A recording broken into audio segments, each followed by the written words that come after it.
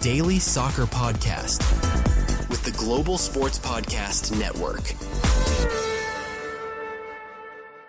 Newcastle United are inviting one of Portugal's best from the Estádio da Luz, yes, the true Stadium of Light, to St James's Park. That club is, of course, Benfica. They're a club steeped in history. The stadium is famous for the atmosphere, just like St James's Park, and they are an opponent that knows how to cause problems in Europe. They're not as glamorous as maybe a PSG or a Barcelona, but they're definitely the next best thing, and underestimate them at your peril. After all, they put 4 past Atletico Madrid and Barcelona at this stage last season, although that was on their home turf. The scary thing for Newcastle in that regards, though, is that 9 of Benfica's 13 points in the league stage last season came on the road. But they had a different manager. Now, for those of you that saw the Barcelona preview, this was recorded at exactly the same time. Or at least the first version of this was. First version included Florentino Luis, who since went on loan to Burnley. And I thought, okay, we'll do this again. And then they recently sacked manager Bruno Lage after losing 3-2 in the first Champions League fixture to Karabag. So now they've brought in, it's not a shiny new manager, it's a veteran who is arguably one of the biggest names in football, and that is Jose Mourinho.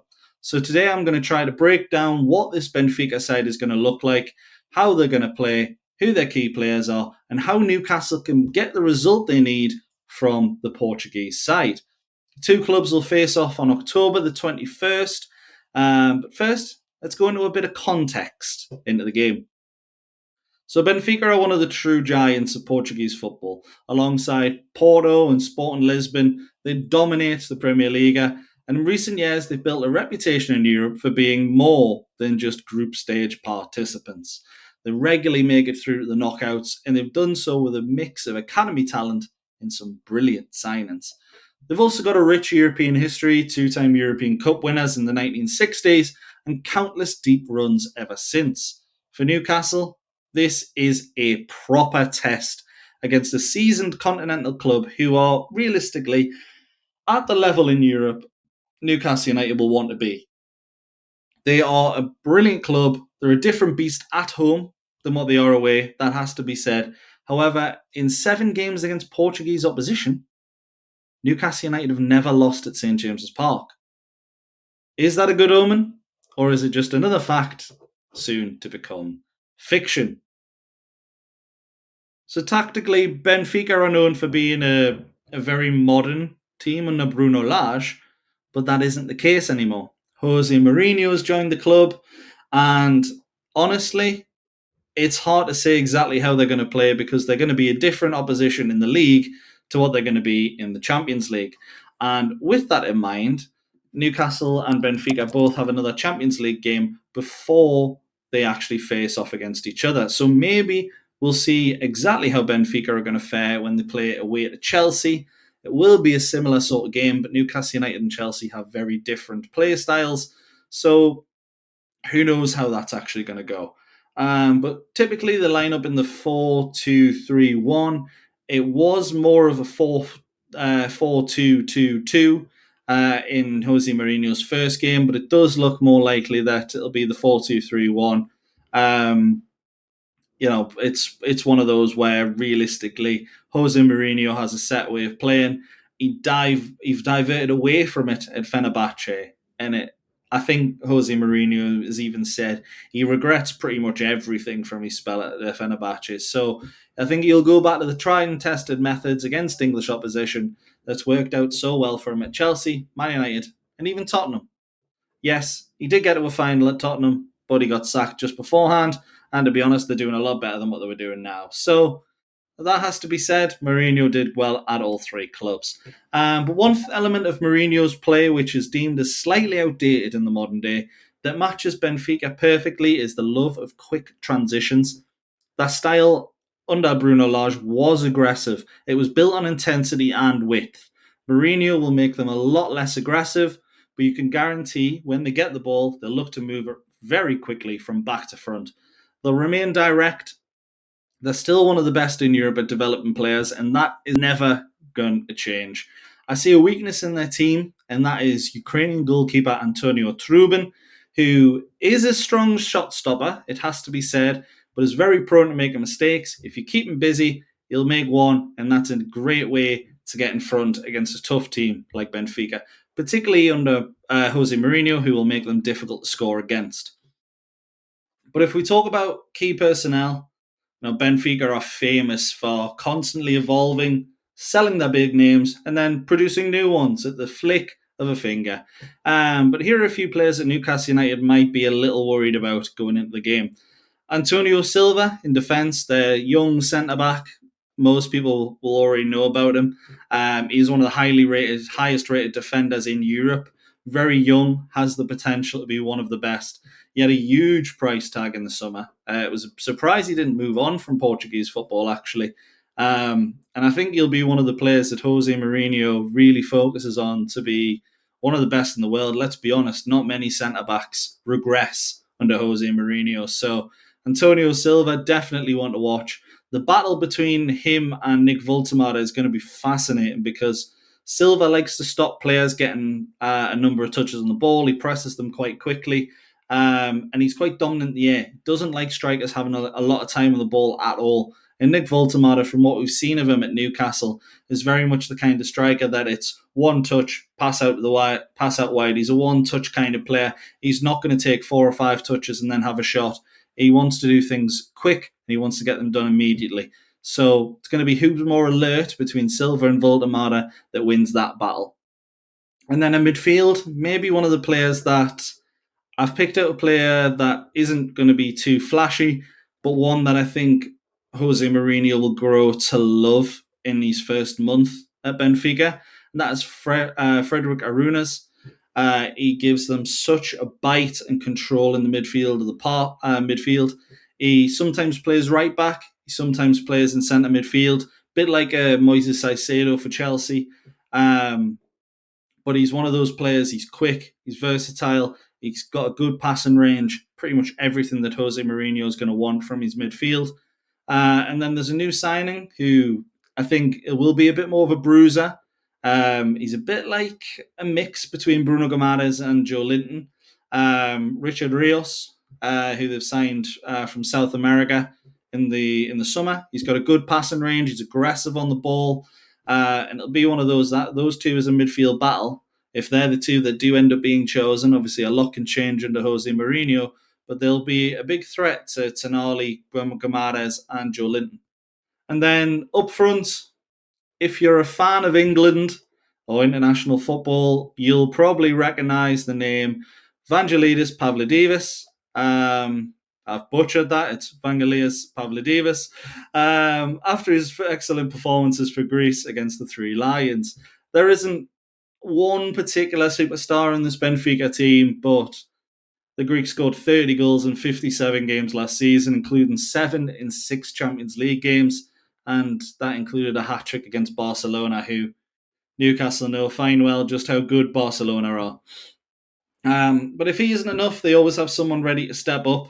They don't rely on one particular superstar. They're a machine based on balance, teamwork, and with Mourinho, hard work. So how will Benfica line up against, and how will their style clash against Newcastle's? They are going to press. Mourinho isn't a dinosaur like most people say. They will press Newcastle on the ball where appropriate. They'll look to disrupt our build-up. They will sit back a little bit, but they'll look to pounce on any mistakes. We know Mourinho doesn't care for possession stats. All he cares about is points. So we think they'll probably sit back a little bit throughout the game, allow Newcastle to have more of the ball, and it's going to be where we see if Newcastle can break down a top quality side. We are comfortable playing a bit more direct if needed, particularly with Nick Voltemada and Dan Burn. It could be a real midfield battle if we're drawn into it, because if Benfica, after the first game, which has been a defeat, they look at their upcoming fixtures and go, right, we need to get wins on the board. They're going to need to dominate the midfield against Newcastle United. When Newcastle can't play through that midfield with Tonali, Bruno Guimaraes and Joe Linton, we do tend to struggle. We are a stronger side. We're a more physical side. If the direct style of play does end up being influenced, look at the game against Liverpool with 10 men. We were the better team. And that was before we had our new big striker. I think the only thing for Newcastle is going to be the real lack of goals. We struggle to score. That's one thing Benfica certainly don't struggle with. And no matter who Jose Mourinho hones in on, there is always a player that's settled at a club who he ends up deciding shouldn't be there. So it's going to be one of those where if he picks that, and he's been in the job I think a week as we're recording this, so we're not going to know who that is yet. We might not even know by the time Newcastle play Benfica, but there are going to be some changes that we don't quite predict, and it could make a real tough game for Newcastle. But yeah, in the wide areas, I think Benfica's wingers against Livramento and Hall, if they do decide to play them, it'll probably be more wing backs. And the wing backs will be Demic and Dahl. Two new fullbacks sort of in the roles. They'll be up against Gordon and Alanga. Pace and transitions between those will probably decide the game. I don't think Demic or Dahl are they're not slow. I would say in regards to speed, they're probably around the same as Livramento and Hall, where you sit there and they go, they're not massively pacey, but they can stop pacey wingers, and they have enough about them to get forward as well.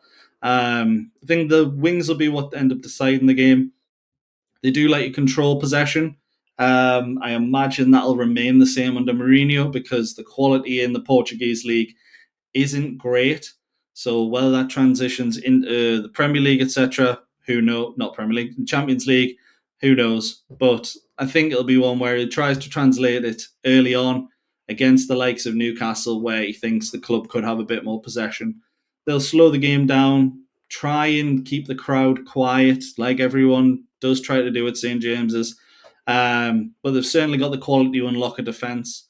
They can put three together before you realise the first one's been played. And we'll have to be on high alert. They're not particularly a pacey side, Benfica, but they are one that, they're quite precise with their passing. They do like to get up and down the wings, create a lot of space. Now, typically at the Estadio de Luis, it's a big pitch. They like to use the space as much as what they can. St. James's will probably try and be a little bit narrower, which will mean that we'll have to push higher up the pitch to try and create those kind of breaks.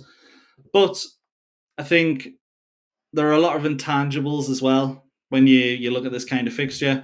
Both have unforgettable atmospheres, brilliance. Estadio de Luis, 65,000 fans in there or whatever. St. James's Park, 52,000. But they face the best of the best, just like Barcelona. They're not going to be frightened by a hostile environment. And it's usually the roughest teams that come to Newcastle and get the points. And I think Benfica will be one of those. They'll know that they've had a fight, but I'm sure they wouldn't want it any other way. The main thing for Benfica is going to be the weight of expectation. It would originally be on Newcastle. It will be if we haven't got a result against Union Saint-Gilloise. But with Benfica's fixture list, they'll have just played Chelsea. They'll still have to play Napoli, Real Madrid, Juventus, Ajax, and Bayer Leverkusen.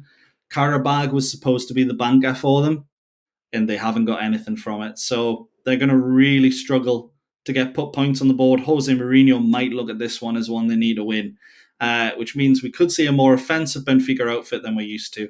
They're no pushovers. They're tactically disciplined, physically intense, and technically excellent. We do have the tools to hurt them, though.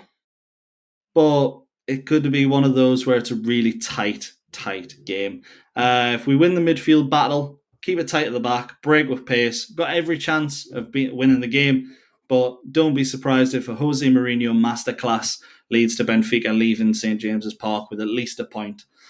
What do you think? Will Benfica be able to handle the Magpies next month? Or will the Magpies soar at home? Let me know your predictions in the comments. Smash the like button if you're buzzing for another European night. Don't forget to subscribe for more previews and breakdowns, including our full match previews of the Union Saint-Gilloise and Arsenal games coming soon.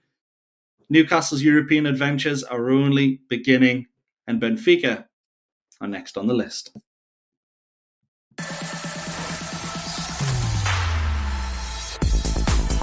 Your daily soccer podcast with the Global Sports Podcast Network.